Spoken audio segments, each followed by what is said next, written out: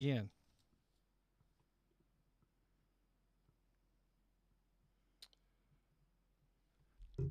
Oh, I think, are we live?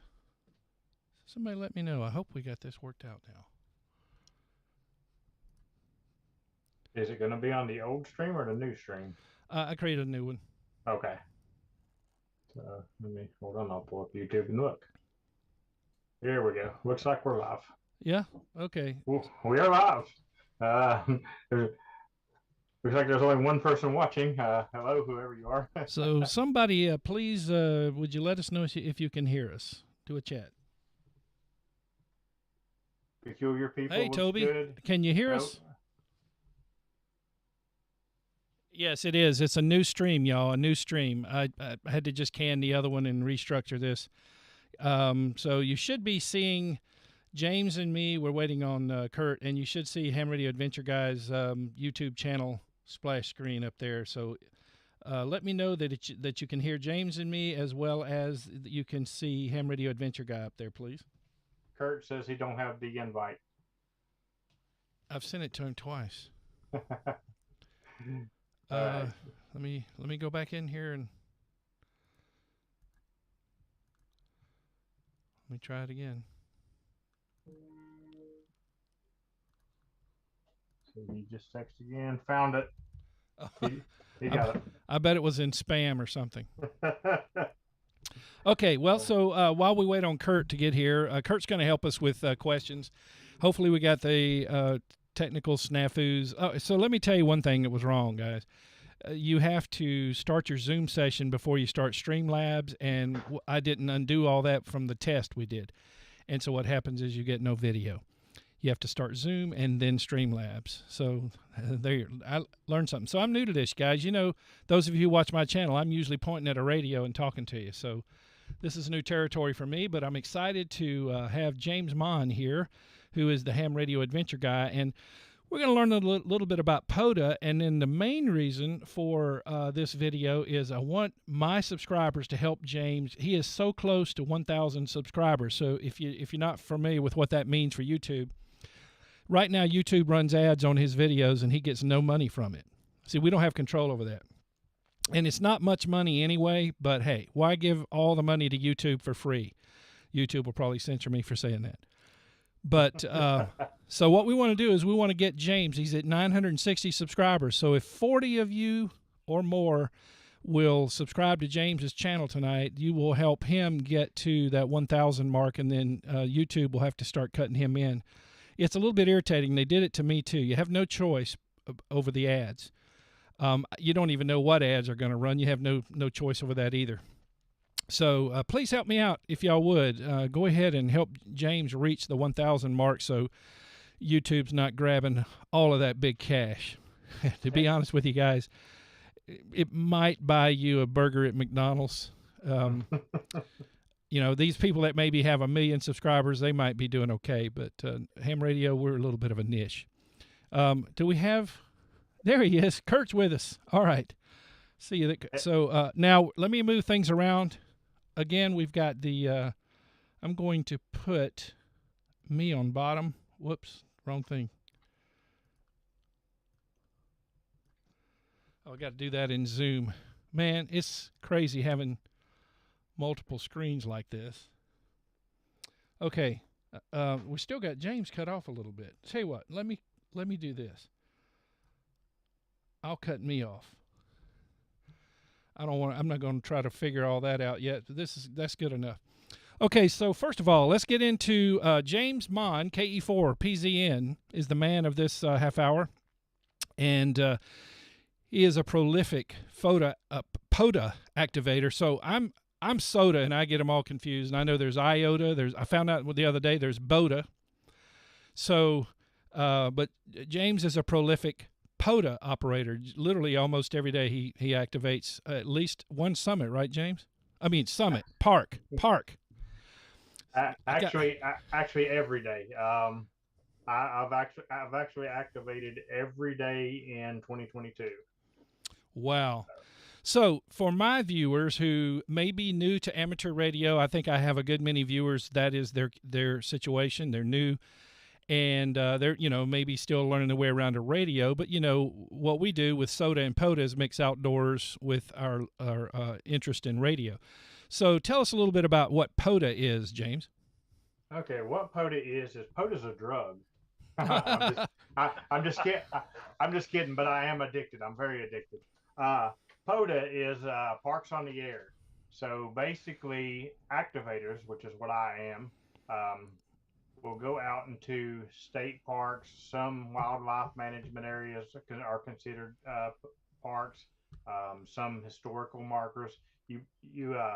We'll get into how you find out what a park is and stuff. But you'll go out to them and you'll set up portable, and you have to have at least 10 contacts to make that activation work. So the big rule is you and all of your equipment must be inside the boundaries of that park. That's the big kick rule right there. You can't be in the park and remote into your station at the house or anything like that. You have to actually be in the park with all your equipment.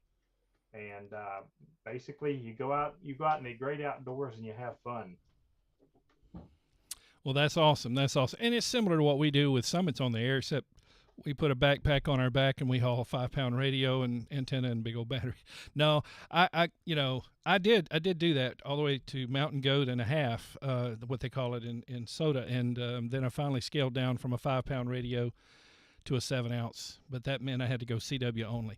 Okay, well, another question for you there, James. And Curt's going to be keeping an eye on any questions we get from the chat, and we will get to those here too.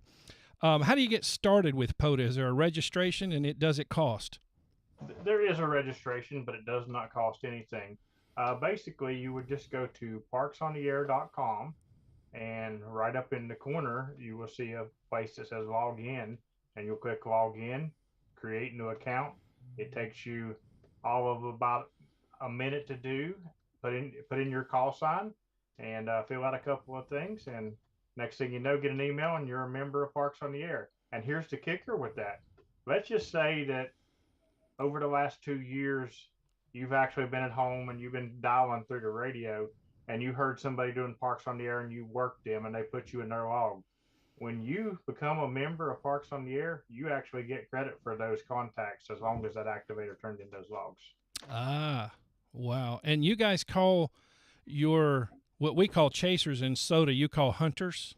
We call them hunters. Right, because I always say, without the chasers, it's just a good hike. And I guess the same thing with you guys, you got to have the hunters.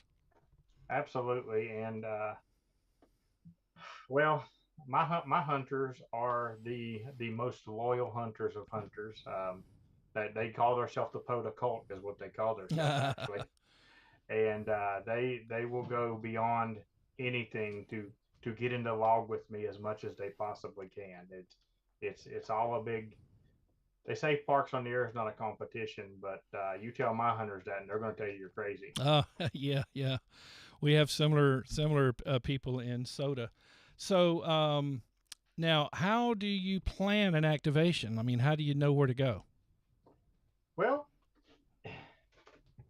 it depends on what kind of Parks on the Air you're going to do. Okay, so when you go to the Parks on the Air webpage and you get logged in and stuff, after you do that, you'll go to pota.app, and you can actually go over to the left side and click on the little hamburger menu, and you'll go down. Now here in my part of the woods, we call that a pancake menu. Just kidding. Go ahead. Okay, pancake menu, hamburger, whatever you want to call it. The 3 little lines, yes. You'll click on that, and you'll go to map, and you hit that map, and it'll pretty much bring up your location where you're at, and you can just zoom out, and all the little yellow dots around you will be parks that you can activate. You click on that yellow dot and see exactly where that park is, and you head out there. Now, as far as setting up for it, if you're just going out for a casual activation just to have a little bit of fun, there's not a whole lot of setup to it. Go out there and have fun. But you can activate from your vehicle, right? You can activate from your vehicle. As long as your vehicle's in that park with you, you're fine.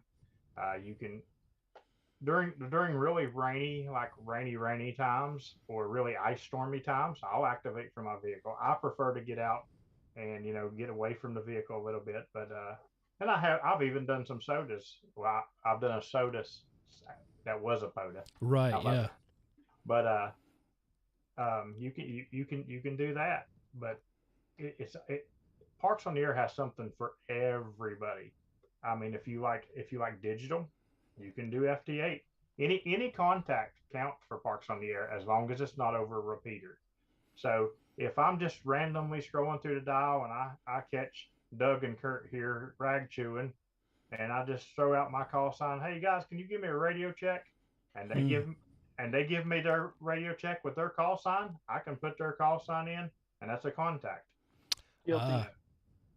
Yeah, well, see, in similar in Sota now, we have to we can't be touching a vehicle, but we have to have 4 contacts simplex from that summit. But Pota, you have to have 10 or 11. What is it? 10. 10. Okay, Yeah, so 10 contacts. You have to have 10, but I'm a 12. If I don't have 12, I'm not stopping. Yeah, it's like when I get my 4th, I want to get that insurance contact, and then I'll get my backup insurance contact. And well, the other thing too, you mentioned it earlier. We have avid chasers, and they're chasing for their award for, and we're going to talk about what the hunters get in a minute. They're chasing for their award, and you don't want to run off too quick before they get their opportunity to work you. Yeah, I'll tell you, I never stop at 12, and my small activations are like 50 contacts. Well, so let me ask you this: what is the award structure for an activator? Well, for an activator or hunter, this is the drug part. This is how they get you. So it's really easy to get the awards to start with. If you activate 10 parks or you hunted 10 parks, you get an award. Then it goes up to 20, then 30. Now once it gets to 50, then it jumps up to 100. Then it jumps up every 100, and it just keeps the gap keeps getting bigger. And before you know it, you're in that 1,000 mark, and you're having to go 1,000 for another one, and that's when it starts to take its toll. But there's not just how many you can do. You can get late shift awards. You can get Rove awards, and we're going to talk about all this stuff. I know it's in his questions. Yeah. You can get things like, for example, my local park here, and this is why it's cool. People's like, well, if you only count the unique parks, a unique park is one that you hunt the first time, and then your unique is gone. It's no longer unique to you. Why would I hunt this guy? He's in the same park. Well, for example, Toby there in the chat. Toby has 5 eagles in the state of West Virginia, and what an eagle is for a hunter, that means she's hunted a park 100 times, and she's did 5 different parks in West Virginia over 100 times. And actually, all those contacts are me. But but I have 5 eagles as well. A lot of them are the same as Toby's because again she does hunt me, but there's a couple of different ones where I have activated parks 100 times. So. Well, I was gonna ask you what was in it for the hunters, and that sort of answers my question. Let's see what Curt has. So I just want to point out, Andrew in the chat mentioned something very interesting too on the Sota versus Pota. In Sota, you can only activate a summit once a year, right, Doug? That's right, once per calendar year, and that's a little bit of a letdown sometimes. I mean, you can activate it more, but you just won't be able to get the points that it's worth. And for what we have to do is 4 contacts. They have to be simplex. But once you get those 4 and you log that, you actually get the points for that summit, which are anywhere from 1 to 10 points. With I would say the average is around 6 to 8, and then that's it for that year. So you can imagine to try to get to Mountain Goat, which means you got to accumulate 1,000 points. You've got to do a lot of summits that you haven't worked already that calendar year. And James described what Pota is quite a bit different than that. I think Pota encourages high QSO counts and repeat offenders and all that, right, James? Absolutely. Like for example, I can go out now. I'm in Eastern time, so UTC kicks over at 8 o'clock. I can go out and activate, say 7:30, and get my activation in at 8 o'clock. It kicks over. It's a new day. I can stay right there, and I get a second activation as long as I get my 10 both times. Yeah, we have a local guy here, N4HNH, Richard. I don't know if he's watching, but Richard is a good friend of mine. I know Richard. He hunts me. Yeah, he does Sota Pota really equally. In fact, Appalachian Trail is Parks on the Air, so you can go any. We have many of the summits that are on the Appalachian Trail, and so you can get a double whammy there too. So that's a situation where you don't stop at 4 for sure. You go, well, I'm going to go ahead and get 10, even if they're summits on the air contacts, which again, you don't want to leave any chasers, or in our case, they're called chasers or hunters, hanging and, oh, wow, I wish I could have worked them. We got one guy, Pat, he just changed his call. I can't remember. I think it's WW4D, but he used to be KI4SVM. He's like a quadruple approaching 5 times mountain goat. And Pat will camp out on a summit all day and go up and down the HF bands. Whether you think they're open or not, doesn't matter. He's going to try them all. And so the chasers love him for that. And I suspect that's the case, what you've got going on with yours. Absolutely. I'm also kind of a QSO guy myself. As a matter of fact, for 2022, and this is not counting what I've done today, I currently have 61,029 QSOs in the field. Man. And so I was going to ask you that the award structure, how does the hunter know what they've got? Okay, well, here's a good thing about a hunter. You don't even have to log nothing. I mean, yeah, it's nice if you log it in your QRZ, for people, or your Logbook World, but you ain't got to do nothing like you do on Sota. The activator turns it in, and you get credit. It automatically goes over to you, and you can go to my awards on your Parks on the Air app page, and it'll basically show you all the different things that you're working toward. Like if you're working toward a repeat offender on Kilo 1810, and it says you've hunted it 19 times, one more, you're going to get that repeat offender. Or if you're working on a kilo at that park, it'll tell you got 642 contacts, so you still need another 368 contacts. So it's real easy to track and everything. They do a really good job on their webpage for stuff like that. Oh, that's great. Well, I just brought up the Parks on the Air spot page, which is, of course, looks vastly different than the one we use for Summits on the Air. But I've used this many, many times, chasing. And for you guys, that K dash and those 4 digits, that's your park ID, where we would have a Summit ID. Right. And so that's what you're registering when you get your 10 contacts and turn it in. Absolutely. That's what it is. And here's the thing. I said there was something out there for everybody, in Parks on the Air. If you're a hunter, let's just say you're just an amateur radio operator, okay? And you're sitting at home and you're scrolling your dial and you're just looking for somebody to talk to. There's always somebody in a park. Always. Well, that brings my next question. Explain late shift. Late shift. That's kind of what I was talking about a little bit ago. Yeah, because I worked somebody the other day, and I heard other people saying, "Hey, thanks for working the late shift." Right. So after 00 UTC up until 11:59 UTC, that is what they call late shift. It's a totally different category.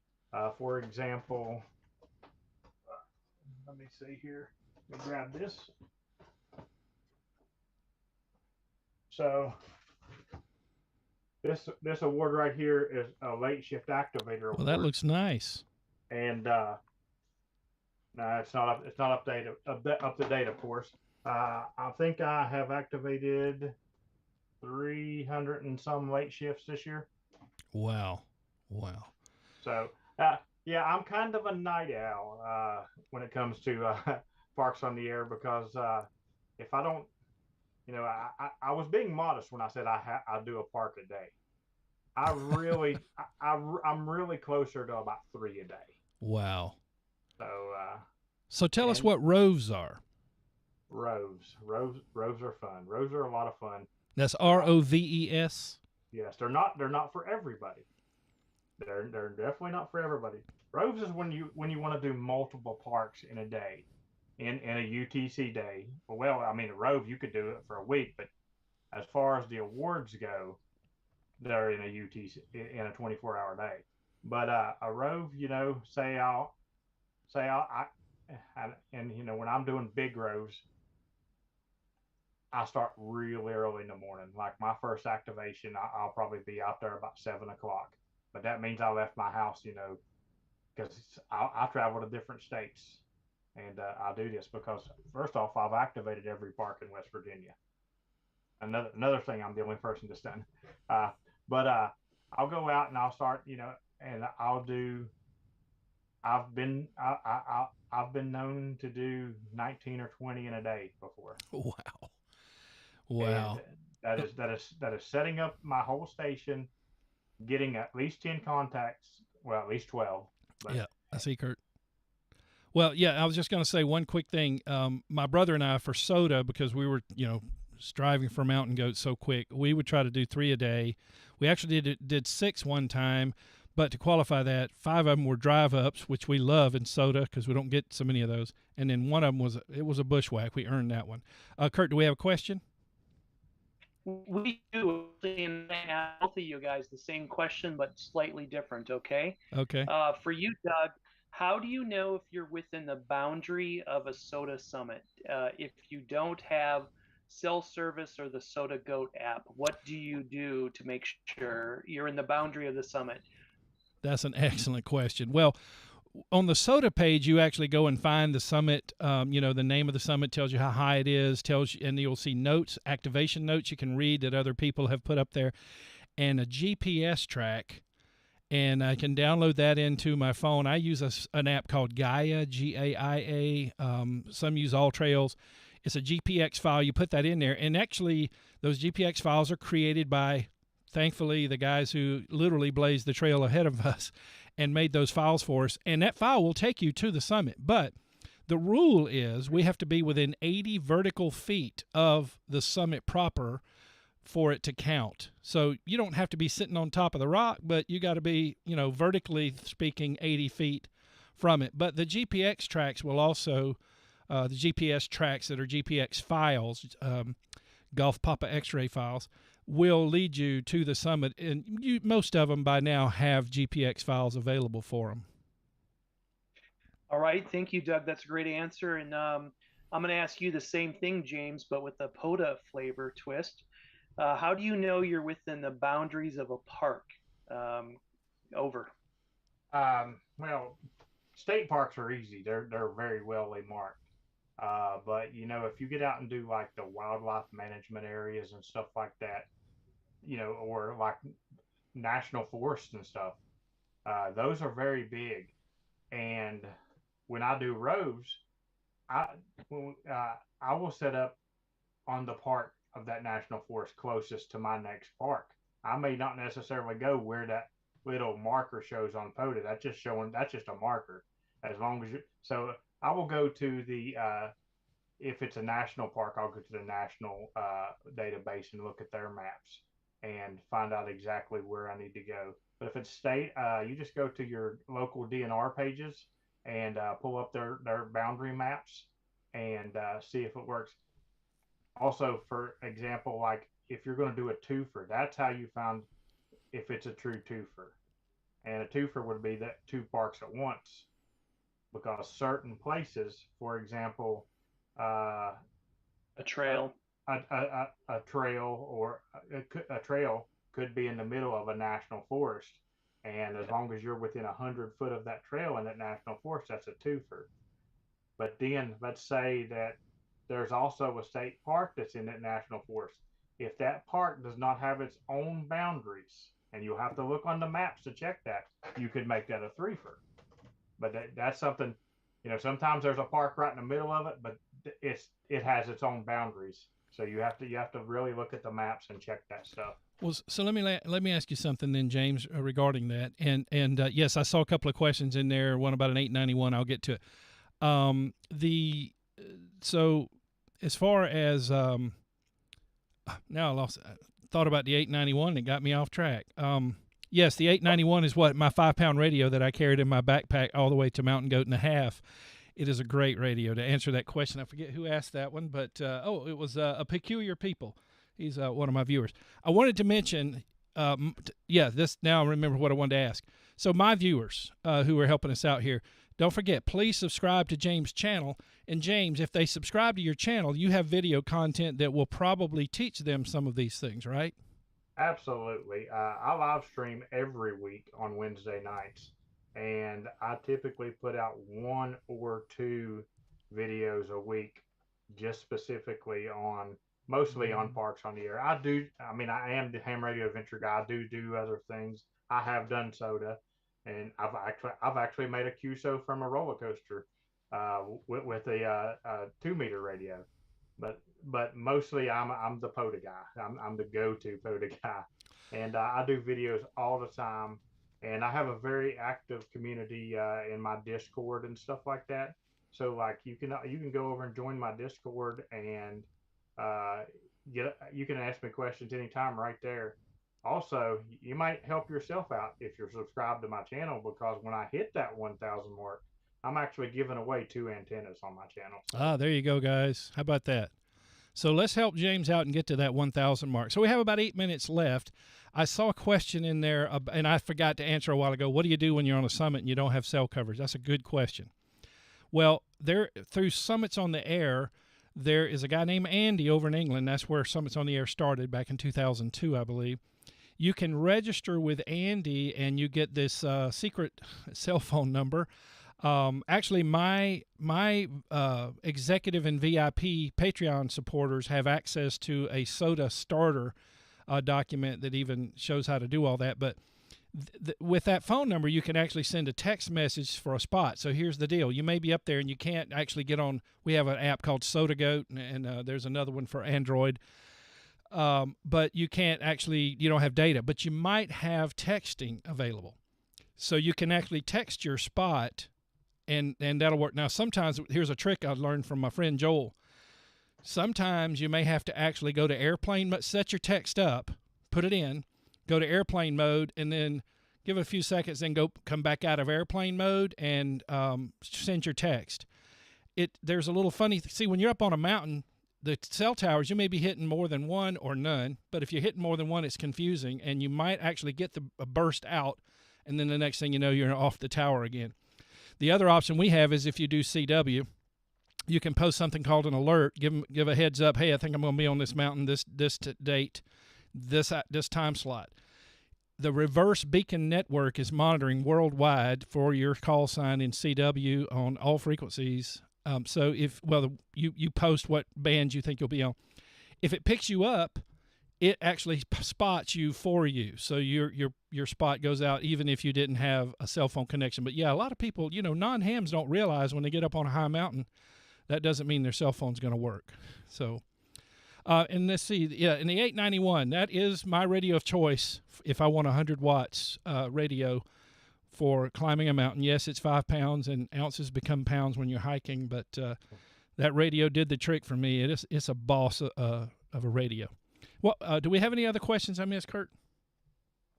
There's no other questions at the moment. I will throw out just my, if you're a hunter or a backpacker or a off-roader, the Onyx apps are amazing at giving you the park boundaries to know if you are in the park. So that will be the other tip on that question. And Andrew, who asked that question, says thank you, that it was very helpful.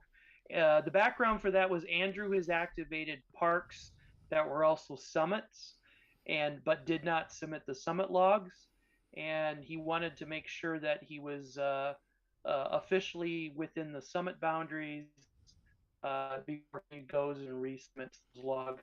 Yeah, as long as answers were very good there. Yeah, as long as you've got the log, Andrew, of your contacts, and you just have to be within 30 minutes plus minus accuracy on the log, so there's nobody standing over you going, up. You put in 2301, it was 2306. As long as you've got all that, you can go in 6 months later and load those, and you get your points for it. So it's very, very forgiving in that respect. There was a question we had come up in the test session earlier. What was that question? And I was going to answer it for that person if they're on here, because we went offline about the time the question came through. Can y'all remember what that question was? I don't remember. Well, the person that asked the question when we were testing, we have 5 minutes left. If you want to post that question, I'll try to answer it again, because everything was shutting down when you asked the question, and there was a little delay in the shutdown. But anyway, I want to thank Curt for helping us with this tonight, fielding the. He helped put this together. Plus, he helped me put together the format, and he is helping out with the chat room because, I can't see it from the screen I'm looking at. And I want to thank James for allowing us to pick his brain on parks related to Parks on the Air. Now, I'm going to switch back over to Ham Radio Adventure Guy, and let me refresh this, maybe, because I still see 960 subscribers. 961. Oh, come on. We got to get James to 1,000 subscribers. You know, it costs you nothing to subscribe, and you can learn more about Parks on the Air. You may decide later, nah, not for me, or you might decide that you do want to give it a whirl. It's so much fun taking your radio on the road and into the parks and onto the mountaintops. So I wish you guys would help James get that 1,000 mark, so YouTube's not just raking all the ad revenue in and not sharing it. They have a rule that YouTubers can't get any piece of the pie until we reach 1,000 subscribers. And I want to shout out because Ham Radio 2.0, Jason, helped me. I was in the 980s, and he did a session like this for several YouTubers and got me over the 1,000 mark that night. So I wanted to pay that forward with James. So I hope that the guys, folks that are watching live right now will subscribe, and then hopefully others who will watch this in the replay will do that too. And let's get James over that 1,000 mark. All right, any more questions, Curt? Just this very simple question: what's the best radio and antenna for Pota? Well, I bet you're going to get many answers on that, right? James, go ahead. You field that one. I know what Curt uses. You're going to get a lot of disagreeing with me on that one, but for my style of Parks on the Air, the best antenna is an Eagle One. I can throw that thing up in probably 2 minutes, and I've got 61,000 contacts this year. That's my only argument, you know. Oh yeah. You know, if anybody has more than that, I'm welcome to. But I'll be that guy that says that the Eagle One's the best antenna. Change my mind, meme. You know. There you go. Yeah, and Curt, I'll mention one, and then we'll pass it over to Curt. I've used for summits on the air. Popular one is Sota beams, but I've gotten to where, because of quick deployment, like you're describing, I'm using the N4HNH EFHW, infed half wave. They're available from ny4gefhw.com. Ariel up in North Carolina hand makes those. They're phenomenal infed antennas, and they come with a winder, so they're portable. They're made to be portable, and they work really well. And Richard, who we talked about earlier, just got the Elecraft AX2, which is a portable vertical he is just killing it with that thing. So this actually is my Sota bag. This is everything I take for Sota. Wow. And for Sota, I use a lot smaller antenna, of course. That is my antenna for Sota. Yeah. And what radio? It is a Yaesu 818. 818, yep. So, Curt, what antenna in radio? Oh, that's a tough question because it depends on the mission profile. My drive-up Pota profile is an FT891 with an ATOS 128. What's the longest distance contact you made with that? Japan. Okay. Last week from South Dakota. Yeah. But if I have time, I'll deploy an end-fed half wave or I'll pop up an Eagle 1 if I want to rock 40 meters, or but if I'm just doing a drive up Pota because I'm doing some challenge or something, the ATOS 120A has been phenomenal on 20 meters and up. And I can weave. Let me weave a question into this as well. Well, we're about to get cut off. Can you do it quick? Well, I'll give you the answer. So the question was, if you work, if somebody is on Pota on 40 meters and they QSY to 20 meters, and you work them in both parks, is that 1 or 2 contacts? And the answer is it is 2 contacts. Ah, so, cool. Yeah. Thank you, Alpha Delta 2 Charlie Delta, for backing me up on that one. But that's 2 contacts. And let me throw this in right quick. Curt's ATAS 120 is controlled by the 891 through the coax. You don't have to do anything. It literally tunes the antenna. Yeah, it's very simple setup, and it really rocks.